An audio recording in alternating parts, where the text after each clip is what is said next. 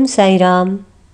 मैं साई पूजा चैनल से उषा जोशी आपके सामने फिर से बाबा का एक बहुत ही मन को, आत्मा को, हमारा जो दिमाग है, जो नेगेटिविटी हमेशा चलाता रहता है, उसके लिए बहुत प्यारा सा बाबा का एक संदेश लेके आई हूँ।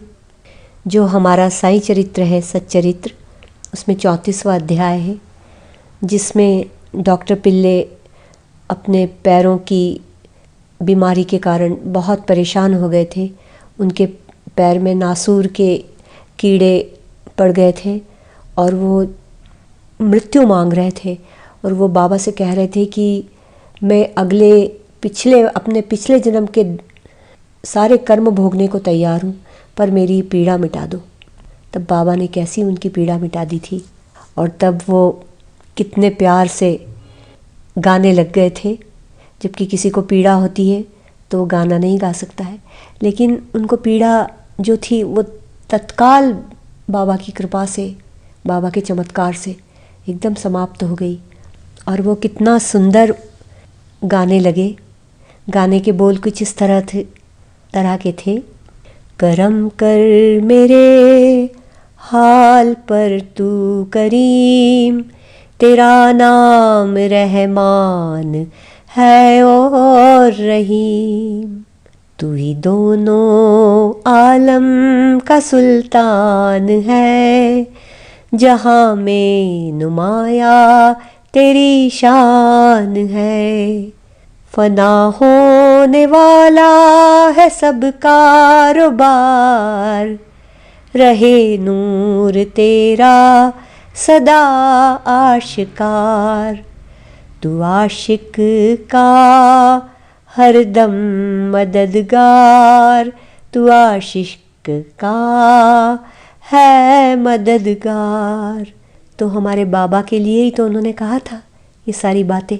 तो मैं भी आपसे यही कहना चाहूँगी कि साईं बाबा जैसे सद्गुरु हमें हमारे भाग्य से ही मिले हैं। वे ही हमारी आत्मा को दिव्यता का अनुभव देने में समर्थ हैं, क्योंकि बाबा कहते हैं जैसा हमारा भाव है, बाबा की सहायता भी उसी प्रकार है। बाबा समय समय पर हमारी कठिन परीक्षा लेते हैं।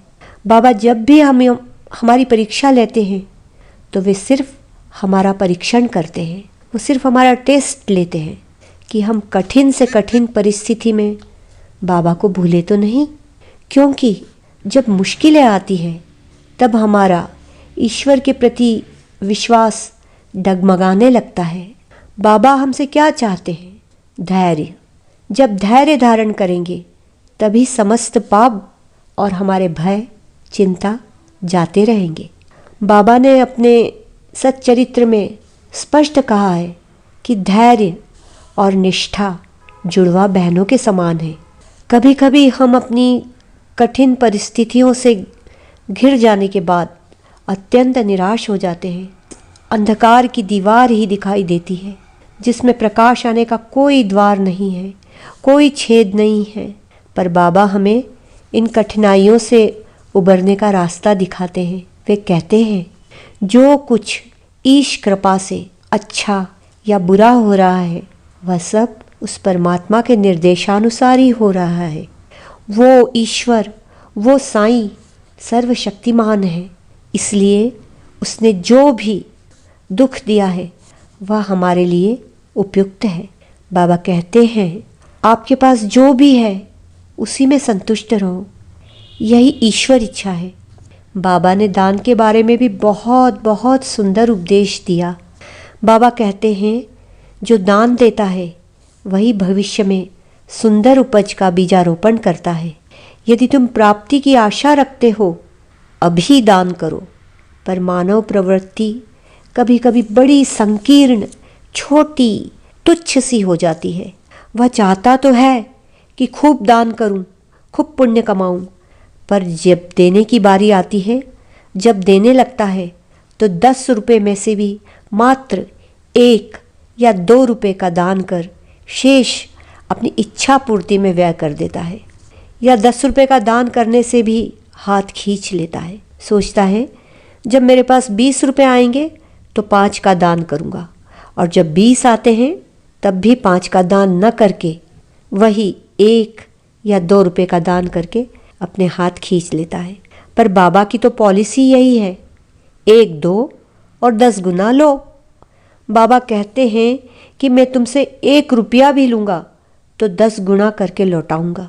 पर हम अपनी संकीर्णता के कारण बाबा की बात भूल जाते हैं और 10 में से 9 बचा ही लेते हैं।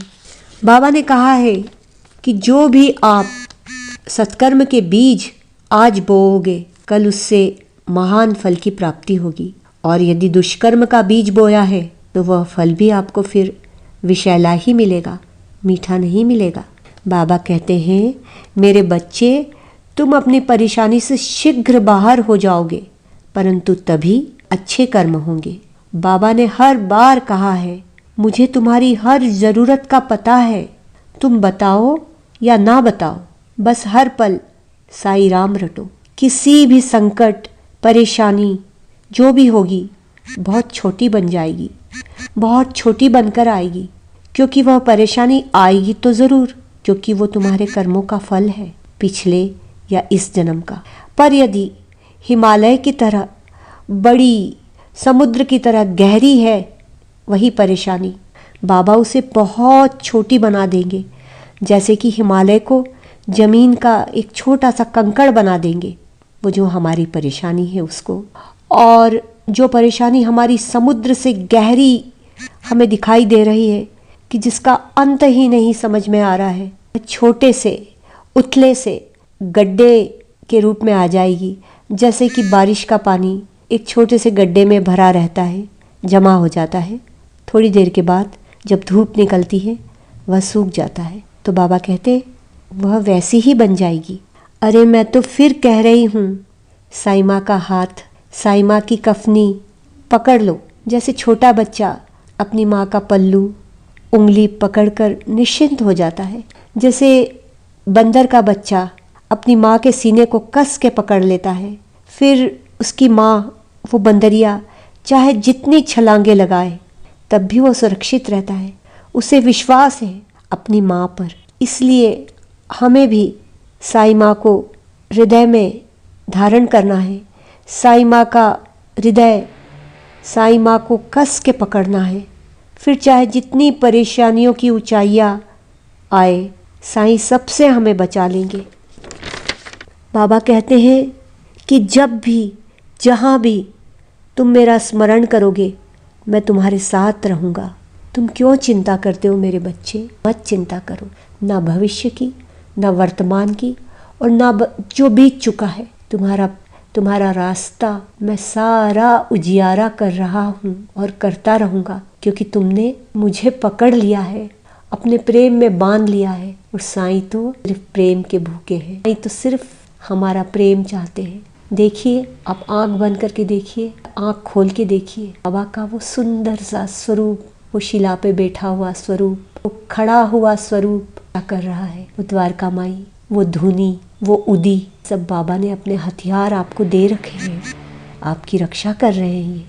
तो इन हथियारों को अपने हाथों में, अपने हृदय में, अपने विश्वास में धारण कर लो। बाबा की लीला, बाबा का चमत्कार, बाबा हमारे साथ है। ओम साई राम, ओम साई राम, ओम साई राम।